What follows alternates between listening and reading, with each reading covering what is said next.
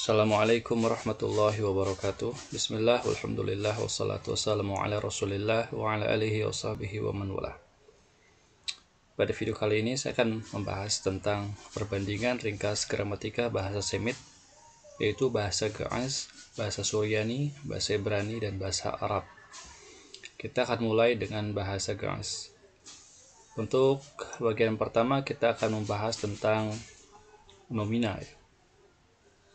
Sebelumnya, tata bahasa atau gramatika dalam bahasa Suryani disebut badal, bahasa Ge'ez maksudnya disebut sawa-sawa. Sementara lesana adalah bahasa dan Ge'ez adalah nama dari bahasa itu sendiri. Jadi bahasa Ge'ez adalah bahasa klasik Etiopik ya, yang sudah tidak lagi dituturkan di daerah Ethiopia. Yang pertama nomina, itu dalam bahasa Ge'ez disebut sam. Nomina atau sam dalam bahasa Ge'ez sama dengan bahasa Semit lainnya, yaitu terdiri dari 2, 3, atau 4 huruf. Contoh pertama adalah kata ab.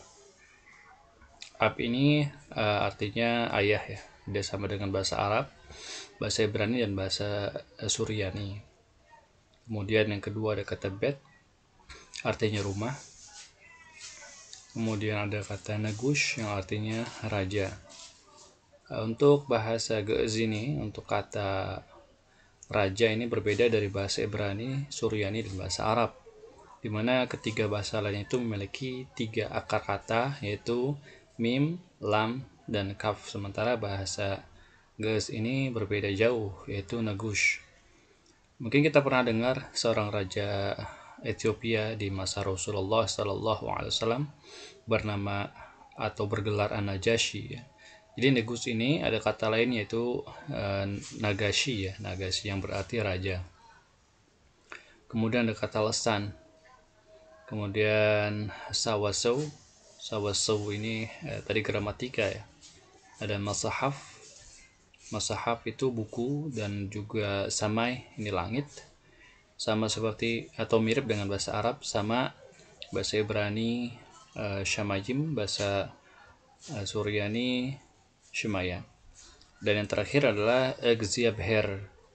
Nah, ini bahasa kata yang unik ya, karena ia berbeda jauh dengan bahasa 3 bahasa saudarinya, yang berarti Egziabher adalah Tuhan.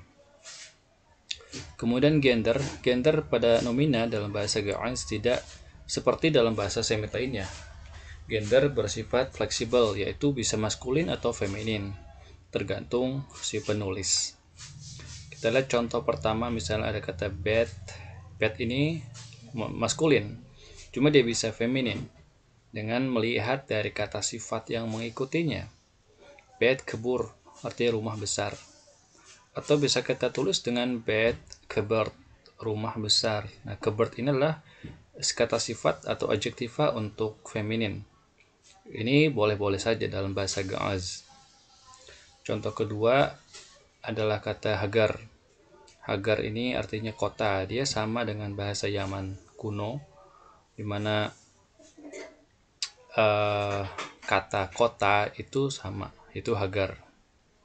Kemudian di sini ada kata shanit ya. Shanit itu artinya indah ya, untuk feminin, tapi kita bisa gunakan adjektiva maskulin seperti ini. Hagar shanui ya, hagar shanui. Shanit shanui. Nah, untuk kata shanit atau shanu sendiri, kita mungkin tahu dalam bahasa Arab ada kata sani ya, seperti duror saniyah, permata yang indah. Mungkin di sini ada cognate atau sepadan ya dengan bahasa Arabnya. Yang B, ini ada kata sandang ya. Kata sandang dalam bahasa Ge'ez itu atau bahasa Ge'ez tidak memiliki kata sandang, baik kata sandang tentu atau indefinite article atau kata sandang tertentu yaitu definite article. Keduanya dinyatakan dengan bentuk nomina yang sama. Satu-satunya cara untuk membedakannya adalah dengan konteks kalimat. Contohnya dalam kalimat seperti ini atau di bawah ini, yaitu hanasa, nagush, hagara, washanit, hagar, ya'ti. Di sini ada kata hagara yang kita jadikan contoh. Hagara. yang artinya kota. Hanasa ini hurufnya seperti huruf shad ya. Hanasa nagush, raja itu membangun. Hanasa nagush. Hagara itu kota. Washanit dan indah. Hagar kota itu. Yati ini sebagai kopula dalam bahasa Inggris, sama seperti is ya, atau dalam bahasa Suryani juga ada padanannya. Ya, di sini kita lihat Hanasa nagus Hagara, washanit Hagar Yati.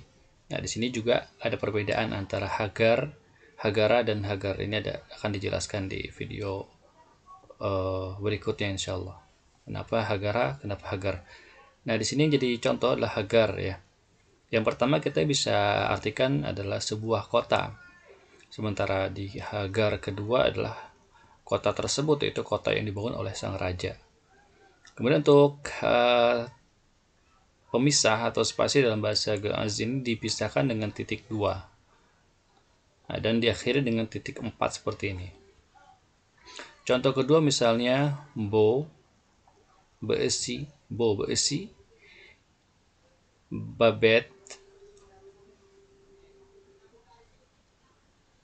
ini babet, walebau, beesi, wetu. Bo beesi ada ya. Bo beesi itu asalnya ba, karena orang ini laki-laki, beesi maka bo beesi ada seorang laki-laki. Babet di dalam rumah. Ini kurang huruf waw ya, ini ya, kurang huruf waw. Harusnya ada huruf waw-nya di atas ini. Seperti ini huruf waw. Ini walabau dan bijak, lebau itu bijak. Beesi wa'atu, dan laki-laki itu bijak. Nah, ini ya. Jadi contoh adalah kata beesi, itu seorang laki-laki. Pertama ada seorang laki-laki yang sifatnya umum. Di kata beesi kedua artinya ya laki-laki yang ada di rumah tadi, gitu ya. Ini pembedanya. Nah, untuk yang plural kita akan pisahkan di video berikutnya insyaallah, karena pembahasan plural atau jamak ini sangat panjang. Kita ke bahasa Suryani ya. Turas mamla dalshana suryaya. Nomina dalam bahasa Suryani disebut syama ya, nama. Bahasa Suryani memiliki dua jenis syama atau nomina, yaitu nomina emfatik dan nomina absolut. Nah, emfatik ini kalau bahasa Arab mungkin ma'rifat ya.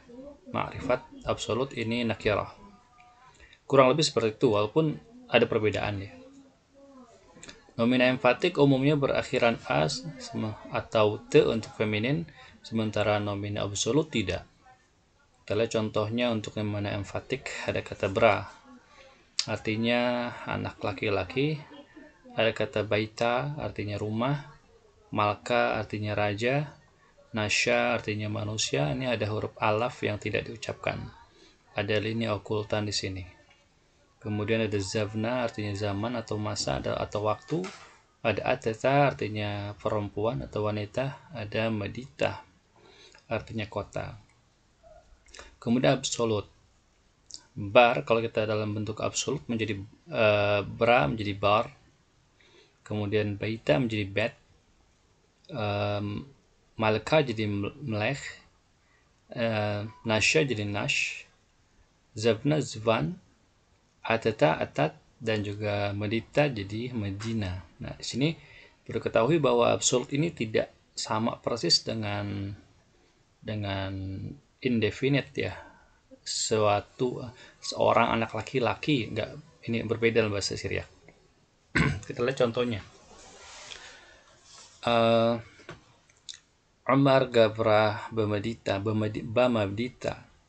Amar itu tinggal, laki-laki itu tinggal di kota tersebut.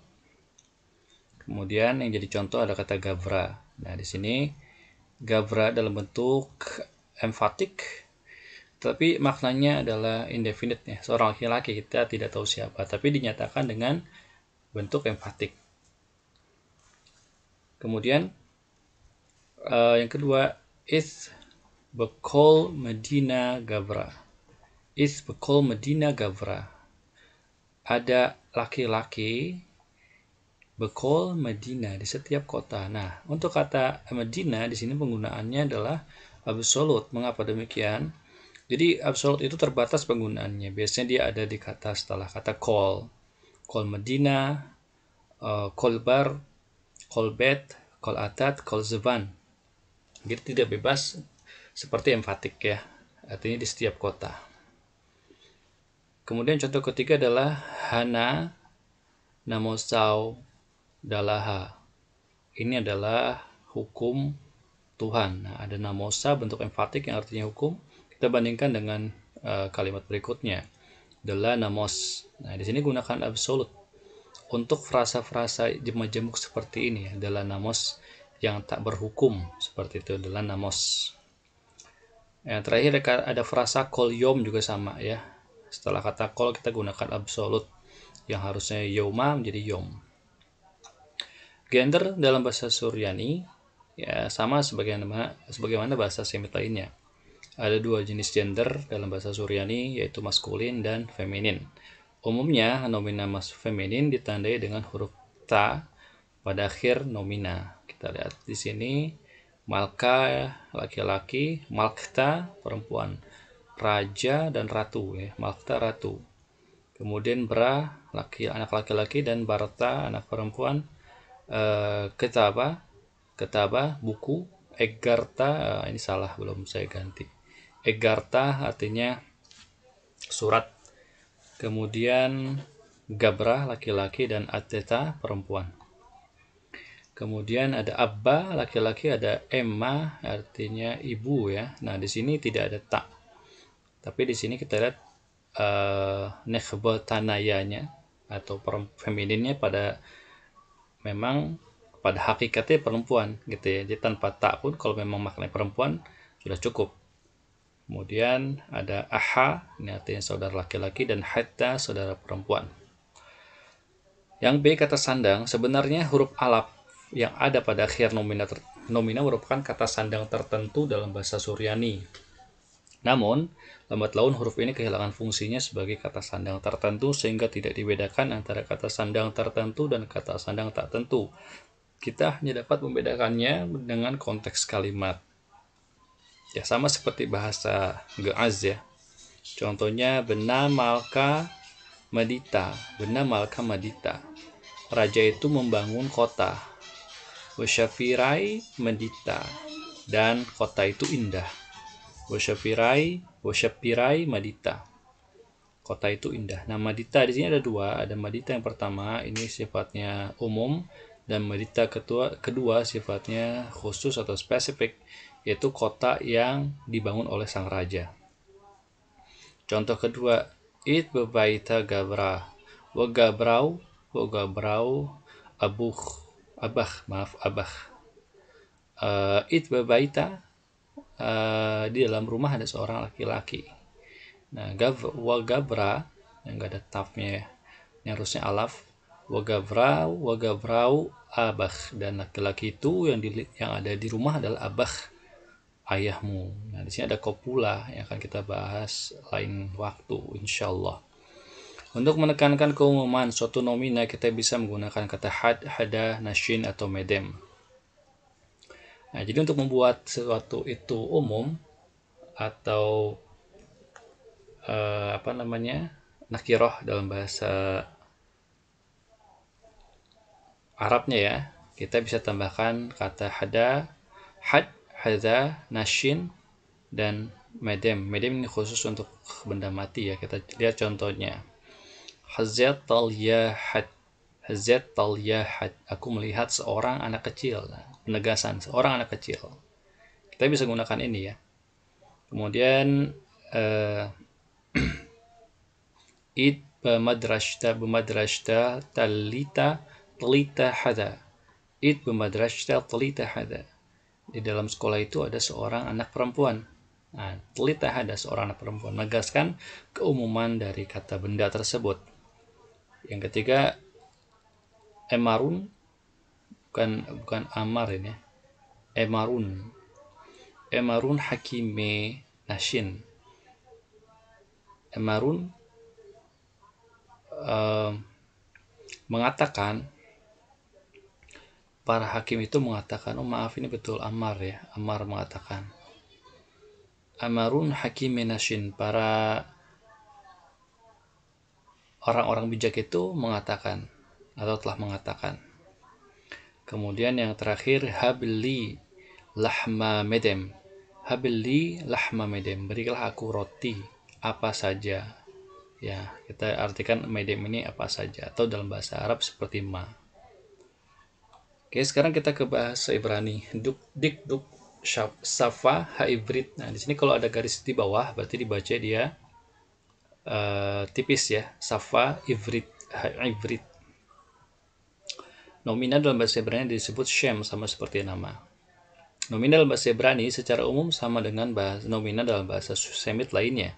Nominal memiliki gender umum spesifik, yaitu ma'rifat dan nakirah ya, dan juga jumlah seperti jamak, dual, dan juga singular.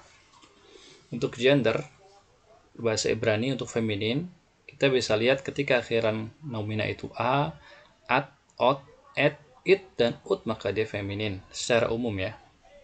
Kita lihat di sini ada kata sefer, ini laki-laki ya, buku. Kemudian bandingannya tikra, tikra ini atap ya. Melech ini raja. Dan syabat ini hari Sabtu, dia perempuan. Kemudian yelet, ini anak laki-laki. Kemudian perempuan, delet artinya pintu. Ini bukan berarti perlawanan ya, atau sebandingnya, contoh aja. Kemudian bayit itu rumah, sementara brit itu artinya perjanjian. Nah, di sini ada pertanyaan, mengapa sama-sama it tapi yang dibedakan, bayit masuk ke maskulin tapi brit masuk ke feminin. Nah, bayit ini huruf tahu di sini ini adalah huruf asli ya, huruf asli. Sementara brit ini adalah huruf tambahan atau huruf zaidah yang asalnya tidak ada huruf tahu seperti ini. Jadi yang dianggap jadi feminin adalah ketika huruf tersebut tambahan. Kemudian sade ini artinya lapangan. Malkut ini artinya kerajaan. Yelet ini tadi sudah ya, yelet artinya anak laki-laki. Pembandingnya ada yalda, anak perempuan. Ab artinya ayah, im artinya ibu. Nah, ini disebutnya muannas majazi ke dalam bahasa Arab ya. Dia memang perempuan pada faktanya. Ini artinya saudara laki-laki, ahot saudara perempuan. Kemudian ish ini laki-laki dan isya perempuan. Kemudian yom artinya hari dan ayin ini perempuan. Nah, di sini untuk anggota tubuh yang berpasangan sebagaimana bahasa Arab, bahasa Suryani dianggap feminin. Ayin perempuan ya, mata. Kemudian gamal unta dan ozen ini telinga. Kata sandang yaitu partikel h digunakan sebagai kata sandang tertentu dalam bahasa Ibrani. Sementara kata sandang tak tentu dibentuk dengan cara menghilangkan partikel h. Contohnya misalnya qaniti bayit, aku membangun sebuah rumah. Wa bayit gadol, dan rumah itu besar. Maaf, bukan membangun. Qaniti artinya membeli ya. Qaniti bayit wa habayit gadol. Nah, rumah itu besar. Ani more, aku seorang guru. Kalau ani hamore, aku guru tersebut. Ya, ini ma'rifat namanya. Kemudian yang terakhir, ini belum selesai ya. Ini halak Abraham ha'ira. Halak Abraham ha'ira. Abraham pergi ke kota. Nah, di sini ada kata ira. Ada i'rab di sini ya, i'rab nih. Asalnya kota itu ir. Tapi kalau ada gerakan ke kota, kita bisa katakan ira. Ini menandakan sebagaimana pernyataan Dr. Robhi Kamal bahwasanya i'rab itu pernah ada memang dalam semua bahasa Semit. Hanya saja yang masih bertahan menggunakan i'rab adalah bahasa Arab. Ini hanya bagian aja, bekas-bekas ke i'roban seperti itu ya. Oke, terakhir kita ke bahasa Arab, yaitu qawaid al-lughah al-arabiyyah. Nomina itu ism atau ismun. Ya, untuk bahasa Arab itu ada dua pembacaan, waqaf dan wasal. Ism itu waqaf, ismun itu wasal. Nomina memiliki ciri-ciri khusus dalam bahasa Arab, yaitu tanwin, alif lam, dan khafid. Nah, ini keutamaan atau keunikan bahasa Arab ya. Ada ciri dan cara membedakannya dari kata-kata lain. Ya, ada tanwin pertama seperti baitun, abun, kitabun, malikun, mar'atun, syajaratun. Ini bisa dibaca bait ya, ab, kitab, malik, mar'ah, dan syajarah. Alif lam seperti al-bait, al-ab, al-kitab, al-malik, al-mar'ah, al-syajarah. Dan khafat seperti al-baiti, al-abi, al-kitabi, al-maliki, al-mar'ati, al-syajarati. Yani i'rab yang tidak dimiliki bahasa Semit lainnya, kecuali bahasa Akadia yang bahasa yang belum bisa dikatakan punah, cuman hanya saja masih banyak ya sumber-sumber untuk mempelajarinya. Kemudian gender nomina feminin dalam bahasa Arab dibedakan dari nomina maskulin dengan sufiks tak marbutoh. Itu tak yang ulet gini ya, insya Allah udah pada tahu semua ya. Kita lihat contohnya membedakan kitabun, artinya laki-laki, buku ya, malik raja, ibnun anak laki-laki, baitun rumah, tolhah, nah, kecuali tolhah di perempuan ya, maaf laki-laki walaupun ada tak marbutohnya. Kemudian ab atau abun ayah. Yang perempuan misalnya risalatun, malikatun, bintun, madrasatun, sihatun, ummun. Nah, ini femininnya hakiki ya, muannas hakiki. Kemudian ini bisa dibaca dua cara, risalatun atau risalah, malikah atau malikatun, bintun atau bint, madrasatun atau madrasah, sihatun atau sihah. Kemudian akhun jadi ukht atau perempuannya rajulun, mar'atun, yaumun, ainun, uzunun, jamalun. Nah, ini tadi sama dengan bahasa Ibrani atau bahasa Suryani, ainun anggota tubuh yang berpasang-pasangan dianggap sebagai feminin. Kata sandang untuk bahasa Arab, tanwin digunakan sebagai kata sandang tak tentu, sementara alif lam digunakan untuk kata sandang tertentu. Contohnya fil bait rajulun. Fil bait rajul war rajul huwa abuk. Dalam rumah ada seorang laki-laki, war rajul, dan laki-laki itu huwa abuk, yaitu ayahmu. Nah, ini juga fi, ini adalah salah satu keunikan bahasa Arab yang tidak menggunakan kata lain untuk menyatakan keberadaan atau verb of existence dalam bahasa Inggrisnya. Kemudian zahab Ahmad ila Madinah. Ahmad pergi ke kota. Nah, di sini ada kata Madinah secara umum kota. Nah, kemudian kita lihat kalimat ketiga, zahabat Aisyah ila Madinah. Nah, di sini ada alif lam yang bisa berarti kota tersebut yang sudah diketahui oleh si pendengar, atau ke Al-Madinah Al-Munawwarah atau Al-Madinah Nabawiyah ya, yaitu di Arab sana. Disebutnya alif lam lil ghalabah. Ketika disebut Al-Madinah berarti kotanya Rasulullah sallallahu alaihi wasallam. Yang terakhir, ra'aitu malikan, aku melihat seorang raja. Ini disebutnya undefinite article. Demikian, semoga pembahasan ini bermanfaat. Terima kasih. Wassalamualaikum warahmatullahi wabarakatuh.